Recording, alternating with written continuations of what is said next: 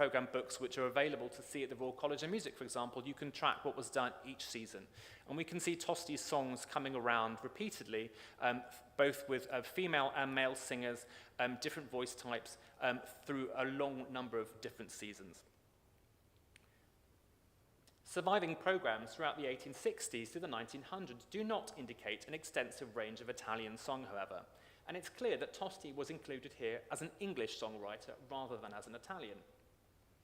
This was in spite of a growing interest in contemporary Italian culture, shaped in part by Italian migration, as Niccolo Palazzetti and Andrew Holden have recently explored. Of course, fascination with Italian culture was hardly new, as we heard from Susan earlier today, and Tosti joined a growing tradition of eminent Italian musicians who had settled in the city, particularly Sir Michael Costa, an ancestor to Tosti's eventual friend and similarly illustrious songwriter Mario Costa, who would help to found the Royal College of Music in 1882. The Italian exhibition in Kensington in 1888, for example, drew huge crowds, and as the guide informed visitors, it was conceived as the obvious successor to an exhibition dedicated to the USA the previous year. The supreme power of the New World was now going to be followed by the most interesting country of the Old World. This exhibition also featured a wide range of musical performances, especially Neapolitan songs, and these were subsequently sold together and packaged by Ricordi as the volume Eco di Napoli, and you often saw adverts in the newspapers encouraging people to buy this particular album on the back of going to the exhibition. Throughout the 1880s and 1890s, Tosti appeared periodically in recitals at venues including the Athenaeum Club, the Promenade concerts and aristocratic salons, at times in partnership with Mario Costa, Luigi Denza and Isidore Di Lara, all figures mediating between London and Italy by the 1890s. Collectively, these figures presented the drawing room song or parlour ballad as a thoroughly cosmopolitan form, as though Italian lyricism had been domesticated for the English drawing room. As the Strand magazine summarised in 1892, Tosti's rich, passionate southern melodies have won their way to our English hearts, and Tosti is a name that has long shared its foreign garb and has become to our music-loving folk a household word. Yet in spite of this popularity, highbrow critics were also frequently happy to snipe at the drawing room genre, lamenting its increasingly formulaic character as they saw it, even if Tosti was often marked out as an exception. For the Pall Mall Gazette in 1892, for example, it was clear that there is an immense public for drawing room songs is evident when the heaps of new music issued by music publishers are scanned. That the public taste is equal to its veracity is not so evident, for, with one or two exceptions, the music is singularly free from inspiration or any artistic endeavour. The same publication would lament a year later that singers in Britain routinely favoured second-rate music, avoiding the songs of Schubert, Schumann, Gounod and Berlioz in favour of mediocrity, with an honourable exception being made for Tosti in light of his song Goodbye. But the brevity of the song form also made it highly mobile. Tosti's songs would feature regularly in musical comedies and sketches in venues such as the Gaiety Theatre, with Tosti himself being parodied by the esteemed comic opera performer George Grossmith.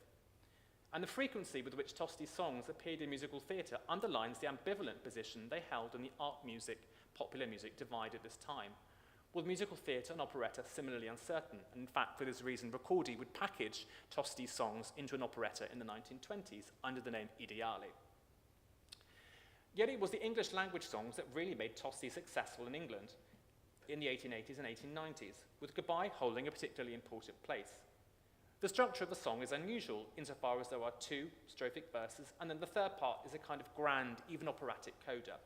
The descending chromatic lines, a standard technique of mourning, contrasted with a more diatonic section, and while this tension is released in the final part, the song as a whole is dominated by a sense of acceptance and resolution of the inevitability of separation.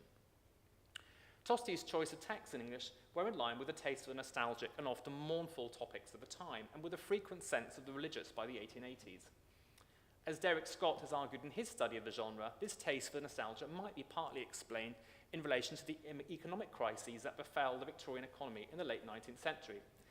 But it's also been a dominant theme in the drawing room ballad since its development at the beginning of the century, and most likely reflected the more mature audience for whom these songs were largely intended. Musical adaptations of A Goodbye were also frequent. There is a very significant repertoire of adaptations of Tosti's music, for example, for military band, as well as small ballroom example and for the piano. The juxtapositions are often interesting and very surprising. The British Library, for example, holds a collection of Tosti for brass band that features Goodbye placed alongside Siegfried's funeral music. Goodbye was also regularly featured in films as suitable accompaniment for tragic scenes, as we can see from guides published in the early 20th century for accompanists that regularly reference Goodbye as an obvious choice for pathetic scenes. Of course, on one level, this adaptability is no surprise at all. It's consistent with the broader performance and reception history of the song repertoire, that small works could be adapted and appear in a range of settings, often with the more dramatic or technically complex passages removed. Tosti's position as a kind of cultural broker between English and Italian environments and between elite and popular genres does make him a particularly telling figure here, though, precisely at a time when distinctions between highbrow and lowbrow were hardening and questions of national citizenship were becoming particularly fraught. The circulation of Tosti songs between different spaces can suggest contact points between these environments and the ability of Tosti as a foreigner to codify particular expressive aspects of the English drawing room song for London audiences, even as he pushed its tendency to melodramatic or sentimental expression on a more operatic and musically adventurous scale. And we can see this, for example, if we look at some of the examples that come up. I mean, one of them, Goodbye, being sold as an arrangement for piano and ballroom songs, but also the Allies' March to Freedom, which was published right at the beginning of the Great War. And this is an arrangement of different songs by Tosti for military marching band. I'm not sure why the Venetian song would be the obvious thing for the Allies to march on. Nonetheless, maybe they did. For me, one of the most interesting instances of Tosti's intermedial presence, I would like to suggest, is in fact in the novel Goodbye, written in the 1880s by his close friend John Strange Winters. This was a pseudonym used by the highly successful author Henrietta Eliza Vaughan Stannard, who was also the president for the Society of Women Journalists between 1901 and 1903. The book would also be adapted into a film in 1918, with Goodbye no doubt lavishly used in screenings as an accompaniment. The novel is worth dwelling on at some length, partly because of its own sustained engagement with the expressive, effective world of Tosti's song, but also because it offers a unique insight into the particular class milieu which Tosti's songs were imagined to not only appeal to, but also to evoke.